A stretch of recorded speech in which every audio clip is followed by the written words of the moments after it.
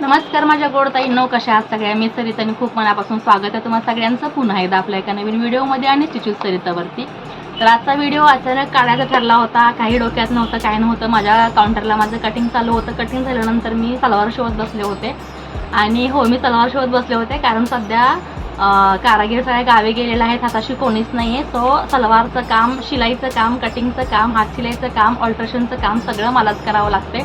अजून काही कारागीर गावाहून आलेले नाहीत आणि जर ते आल्या तरीसुद्धा स्कूल चालू होते. शाळेचं सगळं रुटीन बघून मुलांचे युनिफॉर्म्स म्हणा, पुस्तकं, बॅग्स, हे ते सगळं जे आहे तयारी ती केल्यानंतरच त्या पुन्हा कामावरती रुजू होतील. सो तोपर्यंत मला हा आपला मोर्चा आहे किंवा आपला गड आहे तो एकटीला सांभाळावा लागणार आहे. तर असंच काम करत बसले होते तर एक समोर दादा आले आणि त्यांनी विचारलं, ओव्हरलॉक करता का? तर म्हटलं हो करते. का माझ्याकडे पाठीमागे ओव्हरलॉकची मशीन आहे, तुम्हाला तर माहीतच आहे. तर म्हटलं एखाद दुसरं ब्लाऊज असेल, म्हटलं हो चालेल करूया. ते म्हटले लगेच हवे. म्हटलं हो चालेल, कारण एखाद्याची वेळ काढून नेणं त्याच्यावरती विश्वास आहे माझा की पटकन एखाद्याचं गरज असेल तर पटकन काम करून देते मी. मग हातातलं काम थोडंसं मागे ठेवते. घाईचं नसेल तर मी तसं करून देते, घाईत असेल तर सांगते की इतका वेळ जाईल तुम्हाला, तेवढ्या वेळामध्ये तुम्हाला मी करून देईन हातातलं काम कंप्लीट केल्यानंतर. सो असंच त्यांचे मी उठली मशीनवरती, ब्लाऊज पाहिले, पिशवीतून त्यांनी ब्लाऊज काढले तर ते भरपूर सारे ब्लाऊज होते. पहा, ह्या पिशवीमधून त्यांनी ब्लाऊज आणलेले आहेत आणि हे 9 ब्लाऊज आहेत. त्यातली मी काहीशी ब्लाऊज इकडे करून ठेवलेली आहेत. हे पहा, काहीशी ब्लाऊज मी इथे करून ठेवलेली आहेत. हे आपलंच ब्लाऊज आहे, ते तुम्हाला पुढे दाखवणारच आहे, ते काही इथे ठेवलेलं आहे ते. तर इथे मी ब्लाऊज करून ठेवलेली आहेत. ही जवळपास 5 ब्लाऊज झालेले आहेत, 4 ब्लाऊज झालेले आहेत. पण ही 4 ब्लाऊज करता करताच मला खूप कंटाळा आला. म्हणजे विचार मनात आला की बापरे, इतकं गदाळ काम, गदाळच म्हणू शकते मी त्याला. कारण इतकं गदाळ काम करतात का लोक? कारण आपण जी क्वालिटी देतो क्लायंटला, तुमच्याशी हा व्हिडिओ शेअर करण्याचा माझा हाच हेतू आहे की तुम्ही जर हे काम करत असाल तर प्लीज या चुका टाळा. आपल्या शिलाई कामामध्ये कोणत्या कोणत्या चुका टाळल्या पाहिजेत त्यासाठी तुम्हाला हा स्पेशल व्हिडिओ मी आज शेअर करत आहे. म्हणून चला तुमच्याशी हा व्हिडिओ नक्कीच तुमच्यापर्यंत पोहोचला पाहिजे. आता मी गदाळ काम म्हटली त्याचं कारण सांगते. कोणाच्याही कामाला मला नावं ठेवायचं नाही, पण आपण जेव्हा शॉप चालू करतो, बिझनेस म्हणून आपण ह्या गोष्टीकडे वळतो, त्यावेळेला समोरच्याला क्वालिटी चांगली गेली पाहिजे. कारण आपण त्याच्याकडून तेवढं पैसे घेतलेले असतात किंवा त्याने आपल्याला पे केलेला असतात, जो काय आपला चार्ज असतो तो. आता हे ब्लाऊज अक्षरशः मी काढून बघितली तर त्यांना मार्जिन कटिंग नाही, मार्जिन लेवलमध्ये नाही, साईडचं मार्जिन तर सोडाच, कटोरीचं मार्जिनसुद्धा लेवलमध्ये नाही. आपण जे अर्धा इंच कटिंग करून जे शिलायला घेतो किंवा कटिंगमध्ये आपल्या जे काही मार्जिन एक्स्ट्राचं घेतात तुम्ही, पाव इंच तुमचं असेल, अर्धा इंच असेल किंवा पाऊण इंच असेल, शक्यतो अर्धा इंच मार्जिन असतं आपलं, तितकंच असतं. तर जे मार्जिन आहे ते इक्वली पाहिजे, म्हणजे लेवलमध्ये पाहिजे. मग तुम्ही कटोरी जोडताना सुद्धा तुमचं जे मार्जिन आहे पाव इंच, अर्धा इंच, अर्धा आणि पावपेक्षा थोडंसं कमी जास्त असेल, ते जे काय असेल, किंवा स्लीव जोडताना सुद्धा तुमचं मार्जिन इक्वली पाहिजे. ते अनइवन नको, म्हणजे कमी जास्त नको. तेव्हा तुमची क्वालिटी चांगली होते, तेव्हा तुमचं फिटिंग चांगलं होतं आणि तेव्हा तुमचा ब्लाऊज खूप सुंदर बसतो फिटिंगला. आता हे एवढ्या सगळ्या सांगण्याच्या गोष्टी म्हणजे खूप साऱ्या चुका मी ह्या ब्लाऊजांमध्ये पाहिलेल्या आहेत. आता माझ्या दृष्टीने ते चुका असू शकतात, पण ज्यांनी कुणी शिवलेल्या आहेत त्या नवक्या असतील. आता नवक्या तर म्हणू शकत नाही कारण त्यांचे शॉप आहेत म्हणे. तर त्यांच्या शॉपवरती जर हे काम असेल, त्यांची ऑलरेडी आज मशीन खराब झाली म्हणून त्यांनी ते दादा म्हटले की आमची मशीन रिपेरिंगला गेलेली आहे, म्हणून तुमच्याकडे आम्ही ब्लाऊज घेऊन आलेलो आहोत, प्लीज मला क्लायंटची ऑर्डर द्यायची आहे, त्या आज तर मला कंप्लीट करून द्या. तर आता इथून पुढे तर ऑर्डर येणार नाहीत, कारण आता बघा वाजले 7:15 वाजले. त्यांनी मला 7:30 पावणे 8 ब्लाऊज देऊन गेले होते. तर पाहिलं तर प्रत्येक ब्लाऊजला मी कटिंग करत बसली आहे. अक्षरशः बघा, साईड कटिंगचा हा सगळा 9 ब्लाऊजांचा हा कचरा निघालेला आहे कटिंगचं. खूप मोठं मार्जिन त्यांनी ठेवलेलं आहे, जे की आपण कधीही एवढं मोठं मार्जिन ठेवत नाही. पहा, हे इतकं मार्जिन आहे आणि असं अनइवन आहे, म्हणजे कमी जास्त जे मी म्हणते ते या पद्धतीचं कमी जास्त आहे. तुमच्या लक्षात आलंच असेल, कारण असं हे कमी जास्तचं मार्जिन असेल तर तुम्हाला ते शिलायला सुद्धा जड जातं. आणि आता हे तुकडे मी तुम्हाला का दाखवते, तुमच्यासुद्धा लक्षात यावं की आपलं काम कसं परफेक्शनने झालं पाहिजे. आता हे पहा, हे कुठेच काही मार्जिनचा पत्ता नाही किंवा काही नाही. हे सगळे मी कचरा जो आहे हा तुम्हाला दाखवण्यासाठी ठेवला होता. आता ह्याचं काही काम नाही, हे टाकून देते. तर या गोष्टी आहेत ज्या तुमच्यासुद्धा लक्षात घ्यायच्या आहेत, कारण मी हे एवढे 9 ब्लाऊज काउंटरला पहिलं तर कटिंग केलं, त्याच्यामध्ये माझा खूप वेळ गेला. आणि त्यानंतर मी हे जेव्हा ओव्हरलॉकला घेतो तेव्हासुद्धा साईडचं कटिंग केलेलं आहे, ते मी बरोबर मॅनेज करते. तोपर्यंत कटोरीचा भाग किंवा शोल्डरचा भाग किंवा बाही जोडलेलाचा भाग, मुंड्याचा भागसुद्धा अनइवन आहे, तो मी तुम्हाला दाखवते. हे पहा, तुम्हाला जर हा कलर दिसत असेल तर हे पहा, ही कटोरी जोडलेली आहे. पहिले तरी ते शिलाईमध्ये कपडा गेलेला आहे त्याचं त्यांना माहीत नाही आहे.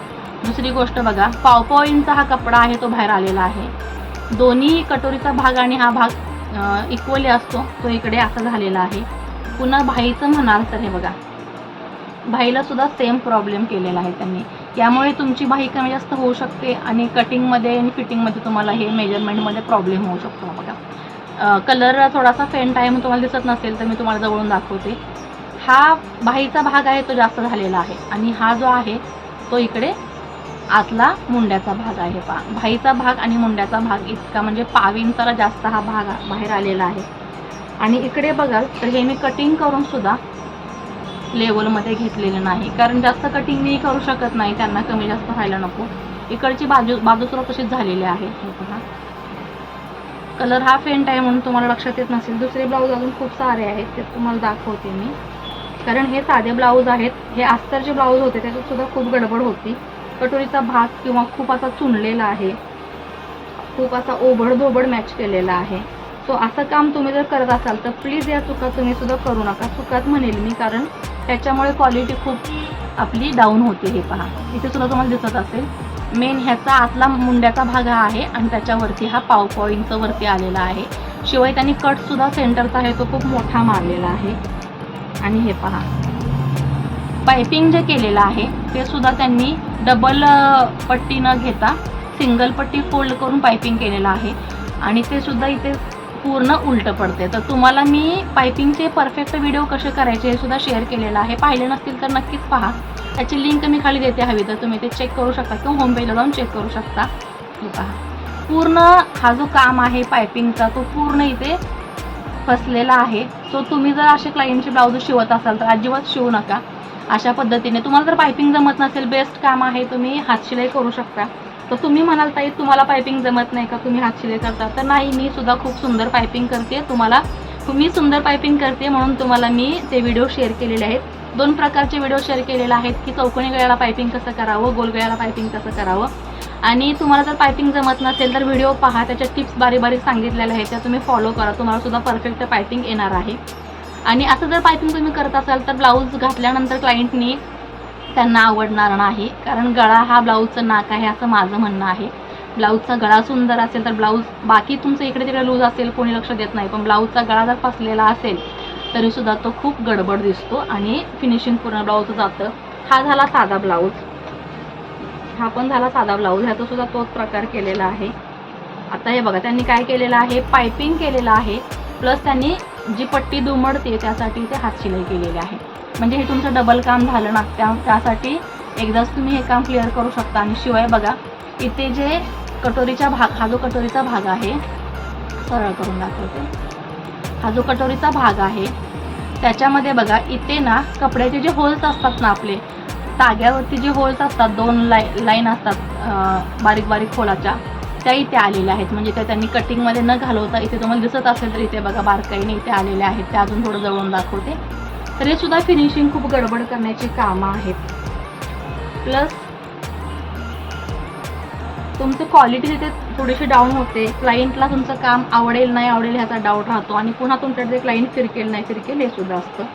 तर ह्या ब्लाऊजला सुद्धा तसंच केलेलं आहे. प्रत्येक ब्लाऊजचा सेम प्रॉब्लेम आहे. बघा मुंडा जोडताना ह्याला सुद्धा त्यांनी गळ्याला पायपिंग केलेलं आहे आणि मग सेम प्रॉब्लेम आहे म्हणून हातशिलाई सुद्धा केलेली आहे. म्हणजे हे डबल काम त्यांनी करत बसलेले आहेत. पूर्ण गळा खेचलेला आहे त्याच्यामुळे त्याची फिनिशिंग गेलेली आहे.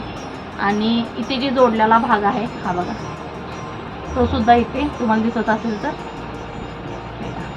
दोन्ही एकसोबत नाही, कमी जास्त आहे. कमी जास्त म्हणण्यापेक्षा बराच भाग हा वर खाली आहे. त्यामुळे तुमच्या बाहीची लांबीसुद्धा एकसारखी येणार नाही. तुम्हाला मुंड्यात हा ब्लाऊज घट्ट बसू शकतो किंवा फुगा येऊ शकतो. प्रॉब्लेम दोन्ही होऊ शकतात, एकतर घट्ट बसू शकतो किंवा फुगा येऊ शकतो. प्रत्येक ठिकाणी त्यांनी हे जे आहे ते इक्वल न करता ओबडधोबड केलेलं आहे. तर तुम्ही सुद्धा ह्या जर गोष्टी करत असाल तर प्लीज टाळा, कारण मला सुद्धा माझ्या ब्लाऊजांना या ब्लाऊजांशी माझा काहीही संबंध नाही, काडी मात्र संबंध नाही, पण तुमच्यापर्यंत ह्या गोष्टी मी शेअर करते कारण अशा चुका तुम्ही करू नका. शिलाई काम परफेक्ट असेल तर तुमचं सुद्धा नाव होतं. आपलं काम किंवा आपला बिझनेस आहे तो कोणत्याही ॲडव्हर्टाईजमुळे न होता फक्त माउथ पब्लिसिटीमुळे होतो. माउथ पब्लिसिटी अशी आहे की एकीचा जर ब्लाऊज छान बसला ती 4 चौघींना नक्कीच सांगणार. 10 जणींना सांगायला नको, पण 4 चौघींना नक्कीच सांगणार. त्यामुळे तुमचं क्वालिटीचं काम आहे ते त्यांच्यापर्यंत पोचतं आणि त्यांच्या ते डोक्यात राहतं की नेक्स्ट टाईम आपण जेव्हा साडी घेऊ तेव्हा कुठेही न जाता हिने ज्या टेलरकडे शिवलेलं तिथेच आपण जायचं आहे. आणि ब्लाऊज जर बिघडलं तर 4 चौघी सोडा 10 जणींपर्यंत 15 जणींपर्यंत ही गोष्ट पसरते. त्यामुळे तुम्ही सुद्धा अशा चुका ज्या आहेत त्या टाळा आणि तुमचं काम करेक्ट करा.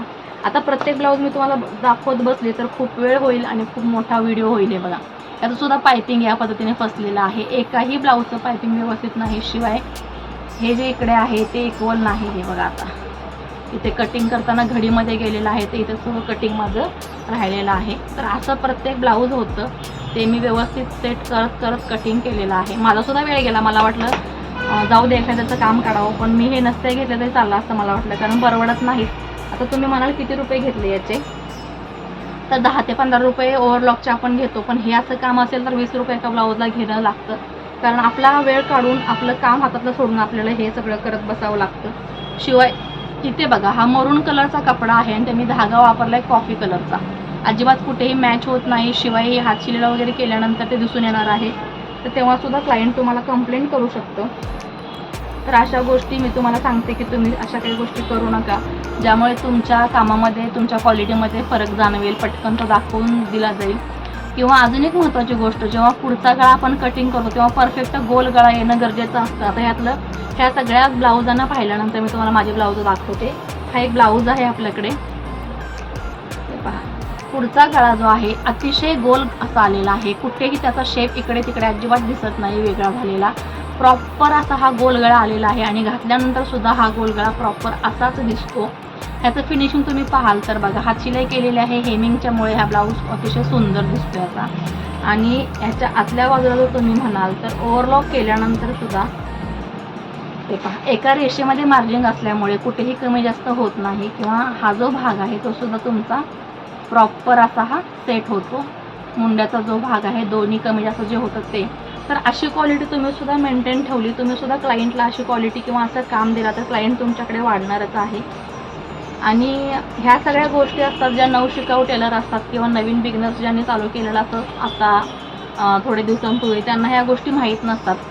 सो तुम्ही या गोष्टी लक्षात ठेवा आणि आपले व्हिडिओ जर पाहत असाल तर प्लीज इतरांना शेअर करा, जेणेकरून त्यांच्याकडून ह्या चुका होत असतील तर त्यासुद्धा टाळल्या जातील किंवा त्या सुधारल्या जातील. सो आजचा व्हिडिओ तुम्हाला कसा वाटला हे कमेंटमध्ये सांगायला विसरू नका. आणि शिलाई कामामध्ये काय काय गोष्टी कराव्या, काय काय गोष्टी करू नका, ह्या प्रत्येक व्हिडिओमध्ये मी तुम्हाला अगदी आठवण करून सांगत असते. तुम्ही त्या पद्धतीने फॉलो करा. व्हिडिओ सांगितल्याप्रमाणे टिप्स फॉलो करा, तसं तुम्ही त्याच्यावर काम करा. नक्कीच तुमची क्वालिटी सुधारणार आणि मला कमेंट करायला विसरू नका, तुमच्या क्वालिटीमध्ये माझ्या सांगण्यामुळे काही बदल झालेला आहे का किंवा अजून सुधारलेली आहे का. तर आशा करते तुम्हाला हा व्हिडिओ आवडला असेल तर लाईक करा, शेअर करा. आणि नवीन आपल्या चॅनलवरती असाल किंवा अजूनही चॅनलला सबस्क्राईब केलं तर असे छान छान व्हिडिओ पाहण्यासाठी सगळ्यात अगोदर चॅनलला सबस्क्राईब करा. पुन्हा भेटू, बाय.